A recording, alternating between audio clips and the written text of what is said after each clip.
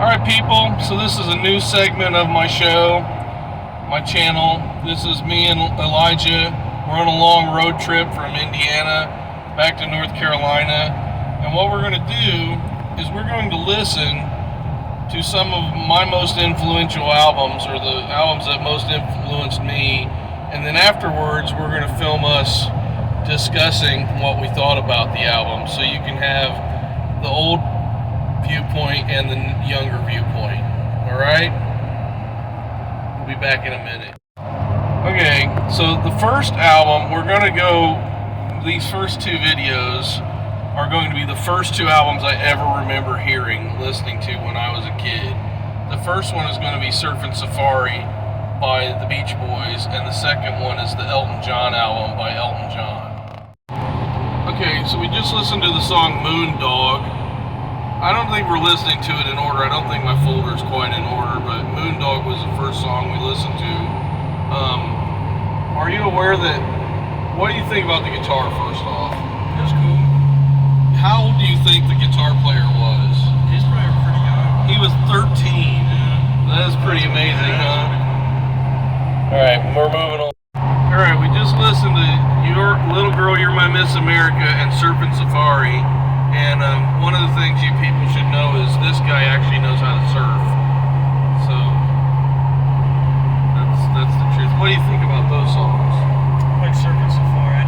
Is that their first album? Yeah, it's their first album. I didn't know that was on their first album. Yeah, that was actually one of the first songs that they wrote. Really? Yeah. In fact, I think it was either Surfin Safari or there's another song called Surfin' that's later on. Was the very first song Brian Wilson wrote for school, and he turned it in and the teacher gave him a bad grade for it because he was supposed to write a musical composition, in other words a classical musical composition, and he ended up writing a surf song. What do you think about County Fair? That was pretty good. I thought it was weird at first, but it was kind of funny. So the girl that's, at first you can hear her singing harmony. She's got the high harmony going on in the ooze in the background before she starts talking. That girl was David Marks, one of the guitar players. It was his aunt. Really? That was the girl doing the talking. And the guy that was the carnival barker was the producer of the album. And his name was Nick something. And so when she says Nikki, that's who she's like, just used his name for the story of the song. But I thought that was a pretty funny song. I like that one. Oh, and I'm always talking about the oldies progression is like the first progression everybody ought to learn. Yeah. That song was one of those oldies progression songs. We may have a couple of these that don't have sound. What did you think about the, you asked about on the Chug-a-lug song about the organ? Yeah. Had you never heard organ sound like that before? It sounded like it was underwater. I liked it. Yeah, it's a pretty cool sound effect. I think they used Baldwin organs back then. The surf music was more into the Baldwin sound rather than the Hammond organ sound that a lot of other rock was in. And just in case the other video didn't pick it up, we listened to the 10 Indian Boys song, which was kind of a throwaway, but then we were listening to the County Fair song, and that one I mentioned was an oldies progression song, and it was David Mark's aunt was the girl that was talking, and you said that one got kind of interesting or whatever as it went along. Alright, so we're moving on past Chug-a-lug.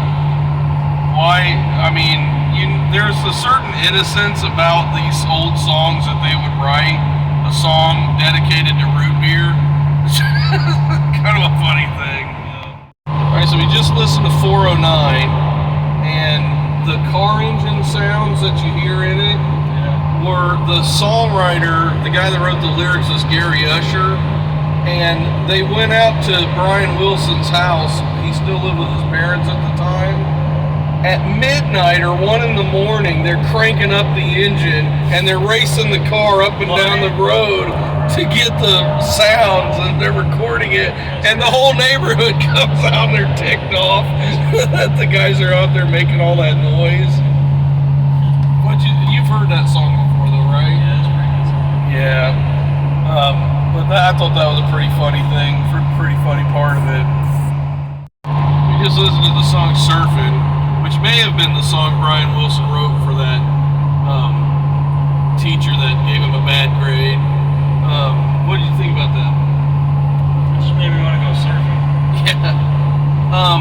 When I was little, we used to listen to that record all the time, and we went to go see my Aunt Becky and my Uncle Lorne, and my brother was really little, and he kept calling Aunt Becky Aunt Dip Dip because of that song. And I remember being a little kid trying to explain to her, yeah, we listen to this Beach Boys song where they're going dip dip.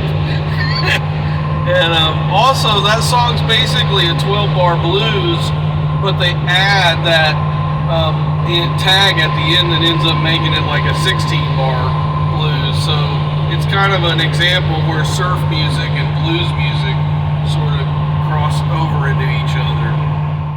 We just listened to Summertime Blues, which was an Eddie Cochran cover that the Beach Boys did. So that wasn't one of their songs originally. I didn't know that. And the other thing too that was interesting is the Beach Boys, they say it's 5-part harmony, but they always double tracked their vocals, and a lot of times they would have other people in the studio come in and sing. Like we saw on County Fair that David's aunt, or maybe it was their mom, Brian's mom, was singing a harmony part in the first part of that song. Well, one of the things the Beach Boys would do is they would double track their vocals, so the lead vocals, sometimes you'll hear them sing 2 different parts and it sounds a little bit weird.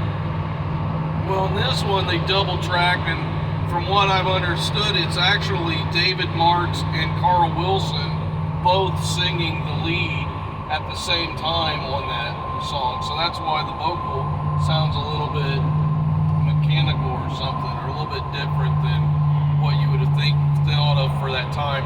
So sometimes the Beach Boys 5-part harmony right from the beginning was actually 10 or 12 or 15-part harmony. What did you think about the Cuckoo Clock song? What's it called? Cuckoo Clock? Oh. It was cool. The song's all about, he's trying to, it's really late, and he's trying not to wake his parents up because he's wanting to get all cuddly with his girlfriend, and then the cuckoo clock keeps going off, and so he ends up breaking his, and basically, apparently, Murray Wilson, Brian's dad, had some clock that drove him nuts that he based the song off of. But there was that organ again, and also that song's another one of those oldies progression songs. Okay, the last song was called The Shift. One of the interesting things about that song is, did you catch that key change at the beginning? Yeah. It's like, who else starts in one key for a few measures and then just shifts into another song? Of course, the song's called The Shift, about a dress called A Shift, but they throw that little key change shift in there to be like, kind of clever. But that's something that became a real Brian Wilson thing. Like if you listen to California Girls or Wouldn't It Be Nice, they all start in different keys and then they change, into another one.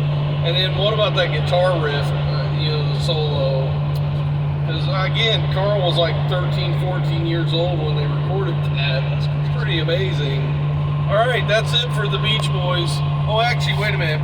So you've heard a lot of me playing. What do you hear in that? There goes somebody getting a ticket. What do you hear in that you think would have influenced me in the way that I play? I don't know, maybe timings. Yeah, a lot of the way Carl does, but also like the organ, I think was something that early on I thought that was really cool, the way they played that, and then the harmonies really interested me in the different parts. Like we learned to sing like all the different parts when I was a kid, to those records. All right, next up is the next video is going to be the Elton John album from 1971, I believe.